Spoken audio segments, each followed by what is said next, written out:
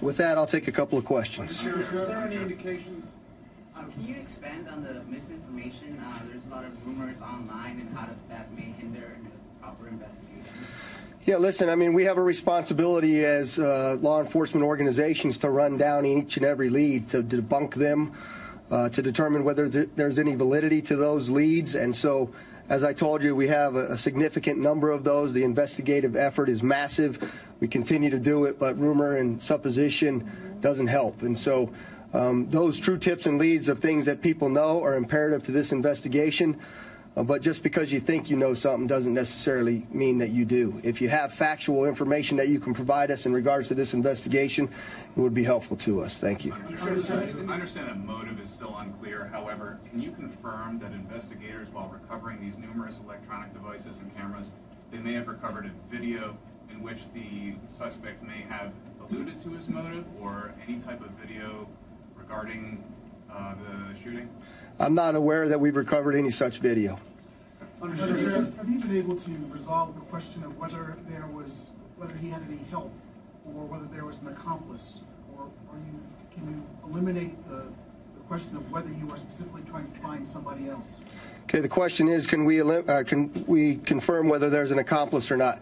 I can tell you this: we're very confident that there was not another shooter in that room. What I cannot confirm to you today, and what we continue to investigate, is whether anybody else may have known about this incident before he carried it out. Concerning the tannerite that you talked about, we know it comes in certain types of... You're going to have to speak up. I'm sorry. Concerning the question of tannerite, what it's being used for, was there any indication that anything was found in his vehicles or his home, that there was a chance this guy was putting together IEDs with shrapnel, with containers, or anything else like this, or was this just a standardized package that's normally sold? Right. The question is about the tannerite that we found and whether we believe he was trying to make it into an IED. I can tell you we found it in the condition that it was, and it did not resemble an IED. I don't know if you guys talked about this or not, but in the video of the Mandalay Bay, have you reviewed all that to see if somebody else came with him, or all those days prior? The question is, have we reviewed the video from the Mandalay Bay? I can tell you that there's voluminous amounts of video from many different locations. We have reviewed it, and we have not located any other person that we believe to be a suspect at this point. Was there any indication that someone else used his card key to get into his room while he left the hotel? The question is do we know that anybody else used a room key for the hotel room, and we do not believe that happened. Do we know? Can you comment on whether the shooter had any mental health diagnoses, whether the reports he's taking Valium or another medication?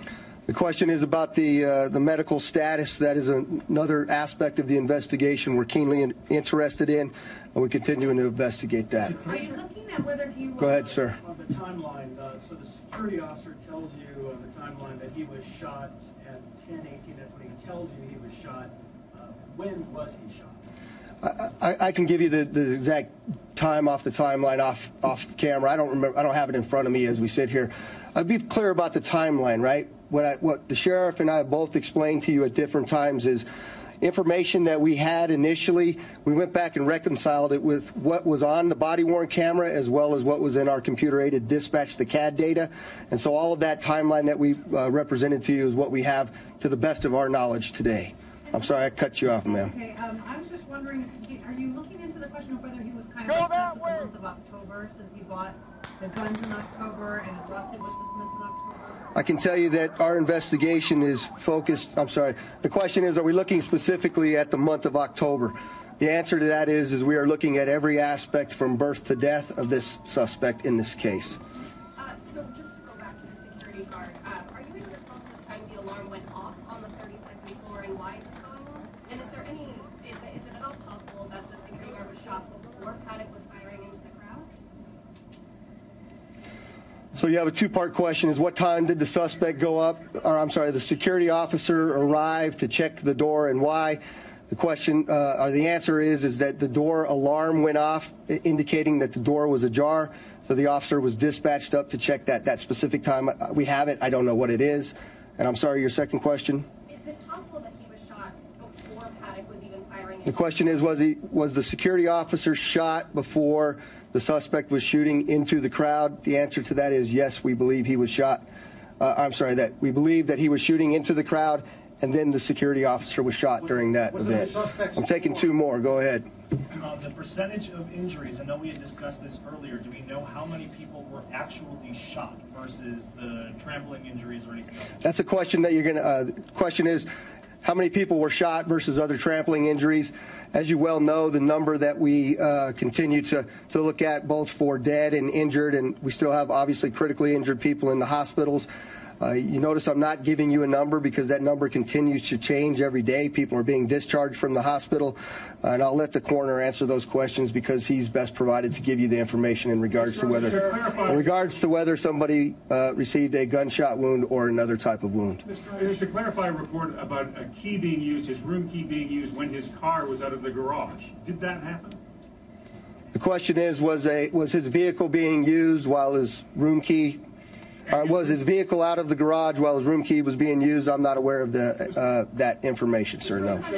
Last question. I thought you might address this at the beginning, so do it at the end. Well, maybe 22,000 people have belongings there. When are they going to get it back? When are they going to? Maybe the FBI and Metro can tell us. Yeah. So we've answered that question a couple of times, Ken. But the question is, when are people going to be able to get their property back? As you can imagine, we have thousands of pieces of property that were left on the field that particular day. We are diligently working to find how it is that we can appropriately document the evidence where it lay and catalog it, collect it, and then find the mechanism to get that back to the people that actually own it. I believe we're still probably about 4 days away from allowing that to happen. And the final thing I'd just like to close out by saying to you that it's really imperative that the listening public have a very clear understanding that there are still a number of people out there that know that something looked out of place. Someone may have been acting suspiciously that night or in the years prior, the months prior.